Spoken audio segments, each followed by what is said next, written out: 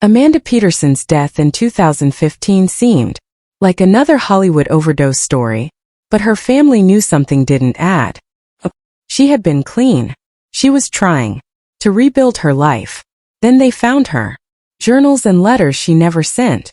The truth about what destroyed Amanda Peterson wasn't what anyone expected. Started in 1986 when she was just 15 years old. A secret so painful she carried it for 29 years. When her mother finally spoke out, she revealed what really happened to the girl who had everything and lost it all. Amanda Peterson was born on July 8, 1971, in Glay, Colorado. She was the youngest of 3 kids in a family that was already impressive.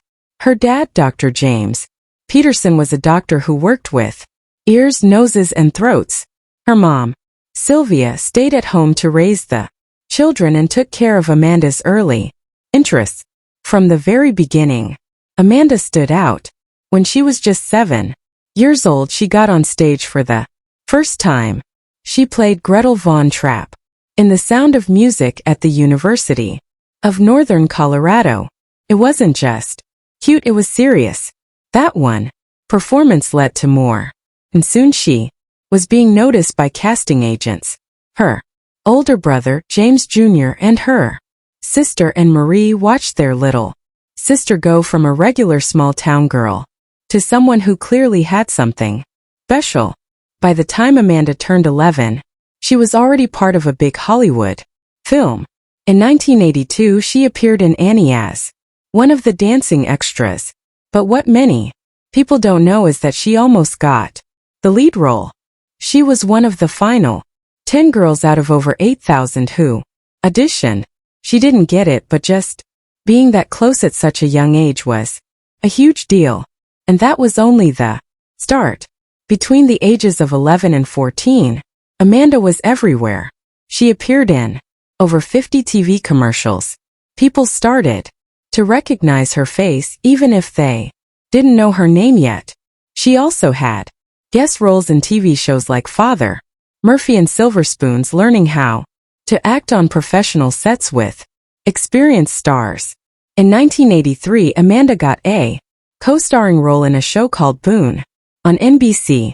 She played Squirt Sawyer, and even though the show didn't last long, it was canceled after just 13 episodes, Amanda still made a big impression.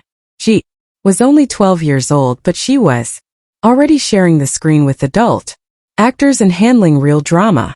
Her performance was so strong that she earned 2 Young Artist Award nominations in back-to-back years. Things moved fast from there. In 1985, Amanda got her first major movie role. She played Lori Swenson in a sci-fi adventure called Explorers. What's wild is that the 2 boys she starred with, Ethan Hawke and River Phoenix, were both brand new to movies, too. The director, Joe Dante, had a big vision for the film, and the special effects were done by the same people who worked on Star Wars. Amanda was just 14, acting in a big-budget movie, and she handled it like a pro. The film didn't do well at the box office because it was rushed and ended up getting released right before the huge Live 8 concert in July 1985. But later, people discovered the movie on VHS and it became a cult favorite. The very next year, Amanda's biggest TV role came along. In 1986, she played Sunny Sisk in a powerful miniseries called A Year in the Life. It was a huge hit, becoming the 3rd most watched miniseries in the entire country that year. Her performance stood out so much that NBC turned the miniseries into a full TV show. It ran from 1987 to 1988, and Amanda stayed on as Sunny. She was still a teenager, but her acting had matured. She showed real emotional depth. As the granddaughter of a wealthy but troubled family, she even won the Young Artist Award in 1987 for that role, beating other young stars like Shannon Doherty and Kimberly McCullough.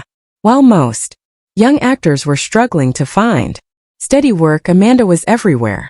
She kept popping up in TV movies like Best Kept Secrets in 1984 and in the Children Shall Lead in 1985.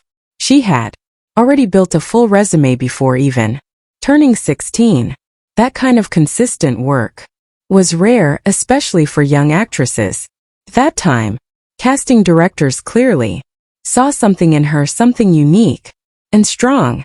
By the time she was 20, Amanda had already been in more than 50 commercials for TV series, 5 made, 4 TV movies, 1 Emmy-winning miniseries, and 5 full-length films.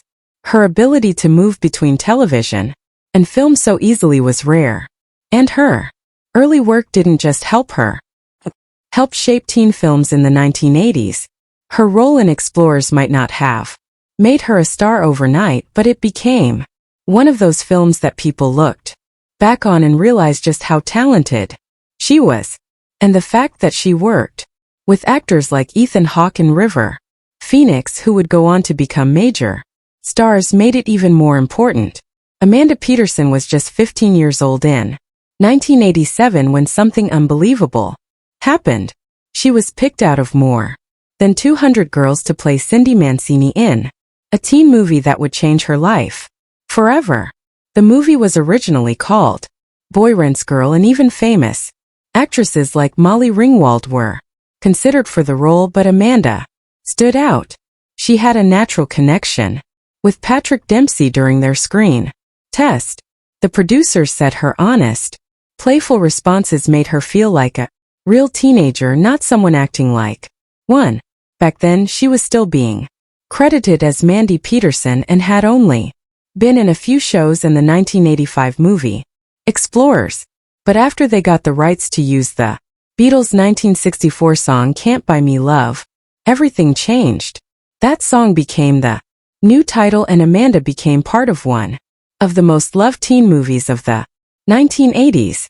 Filming the movie in Tucson, Arizona wasn't easy for her. Amanda had to learn real cheerleading routines to play Cindy the right way.